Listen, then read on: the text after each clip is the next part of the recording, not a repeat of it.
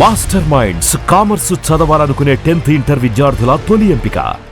వాహనదారులకు కేంద్ర ప్రభుత్వం గుడ్ న్యూస్ చెప్పింది. కేవలం 3,000 రూపాయలు కడితే చాలు 1 ఇయర్ పాటు టోల్ గేట్స్, ఇండియాలో ఉన్న టోల్ గేట్స్ అన్నీ కూడా మీరు మొత్తం చుట్టుముట్టేయచ్చు.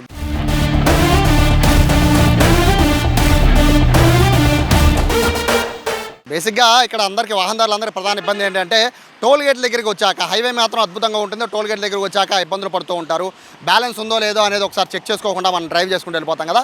అటువంటి ఇబ్బంది లేకుండా ఇప్పుడు కేవలం 3,000 రూపాయలు రీఛార్జ్ చేస్తే చాలు 1 ఇయర్ పాటు మీరు అన్ని టోల్ గేట్లు కూడా దాటుకుంటూ వెళ్ళిపోవచ్చు వితౌట్ బ్రేక్.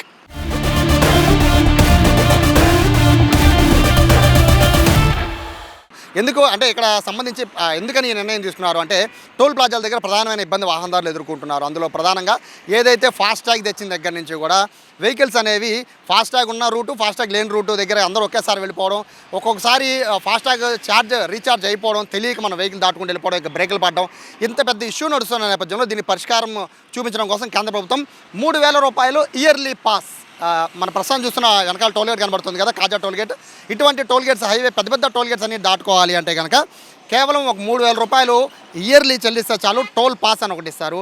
సో మనం ఇక్కడ ఏ వెహికల్ ఆగాల్సిన పని లేదు, నేరుగా 3,000 రూపాయలు మనం ఇయర్లీ దాన్ని వాడుకోవచ్చు, ఎక్కడ ఎవరో బ్రేకులు కొట్టే అవకాశం లేదు. కానీ ఇక్కడ మరొక 3,000 రూపాయల టోల్ పాస్లో మరొక నిబంధన ఏంటి అంటే 3,000 రూపాయలని ఏడాదిలోపు వాడుకోవాలి. దాంతోపాటు 200 ట్రిప్పులు, అంటే 3,000 రూపాయలని మీరు ఏడాది పాటు తిరుగుతారా లేదా ఏడాదిలో 200 ట్రిప్పులు మాత్రమే. 200 ట్రిప్పులు అంటే తక్కువేం కాదు. మీకు ఎగ్జాంపుల్ చెప్తాను. 200 ట్రిప్పులు అంటే ఎలా అంటే ప్రస్తుతం ఇప్పుడు కాజా టోల్ గేట్ దగ్గర ఉన్నాను, విజయవాడ నుంచి కాజా టోల్ గేట్, అంటే విజయవాడ నుంచి నేను తిరుపతి వెళ్ళాలంటే దాదాపుగా 6 టోల్ గేట్లు ఉన్నాయి. ఈ కాజా టోల్ గేట్తో కలిపి 6 టోల్ గేట్లు. ఇక్కడ అయితే 145 రూపాయలు ఛార్జ్. ఇక్కడ నుంచి ఒక వెహికల్ దాటింది అంటే, క్రాస్ చేసింది అంటే ఒక ట్రిప్ పడినట్టు.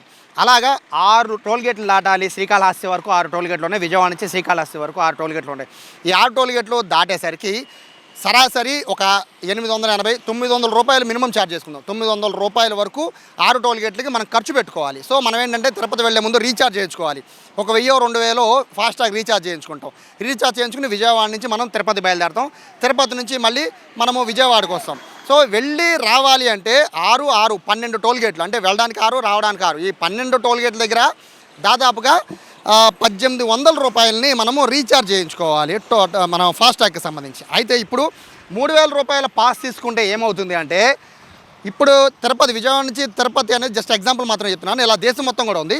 ఈ 6 టోల్ ప్లాజాలని అప్ అండ్ డౌన్ 12 సార్లు తిరుపతి మనము దాదాపు 16 సార్లు వెళ్ళి రావచ్చు. ఒక్కసారి 3,000 రూపాయలు రీఛార్జ్ చేపిస్తే 1 ఇయర్ లోపు దాదాపుగా ఒక 15-16 సార్లు తిరుపతి వెళ్ళి రావచ్చు. 6, 12 టోల్ గేట్లు దాటచ్చు.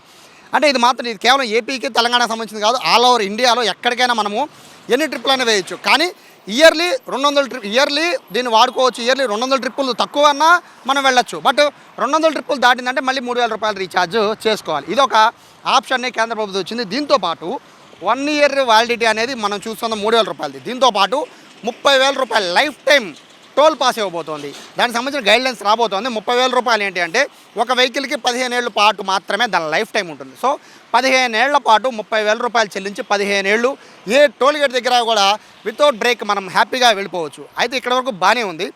వాహనదారుల నుంచి 2 అబ్జెక్షన్స్ వస్తున్నాయి. ప్రధాన అబ్జెక్షన్ ఏంటి అంటే టోల్ గేట్లకు సంబంధించి టోల్ ప్లాజా సిబ్బందితో గొడవలు పడుతున్నారు. దానికి సంబంధించి ఎన్ని కంప్లైంట్లు ఇచ్చినా పెద్దగా పట్టించుకోవట్లేదు అనేది వాహనదారులు చెప్తున్నారు. మరొక ముఖ్యమైన విషయం ఏంటంటే ప్రస్తుతం నా వెనకాల కనబడుతున్న కాజా టోల్ గేట్ 145 రూపాయలు మాత్రమే ప్రస్తుతానికి ఇక్కడ ఉన్న ఛార్జ్. ఆ 145 రూపాయలు ఈ సంవత్సరంలో కనుక 190 చేస్తే, 150 చేస్తే, 160 చేస్తే, అంటే రేటు పెంచితే పరిస్థితి ఏంటి? రేటు పెంచే కొద్దీ ట్రిప్పుల సంఖ్య తగ్గిపోతూ ఉంటుంది.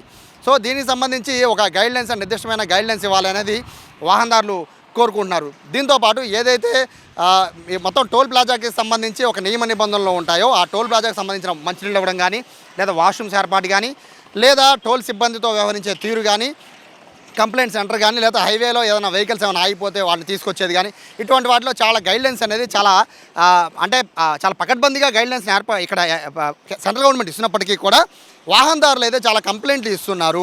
టోల్ సిబ్బంది చాలా దురుసు ప్రవర్తన ఉంటుందని మొదటి నుంచి చెప్తూ ఉన్నారు. టోల్ సిబ్బందితో గొడవలు పడుతుంటే తిరిగి ఎదురు కేసు పడుతుంది అని చెప్తున్నారు. కేవలము హైవే మీద టైం చాలా తక్కువ వస్తుందని హైవేని మనము ఎక్కువ వాడుతూ ఉంటాం.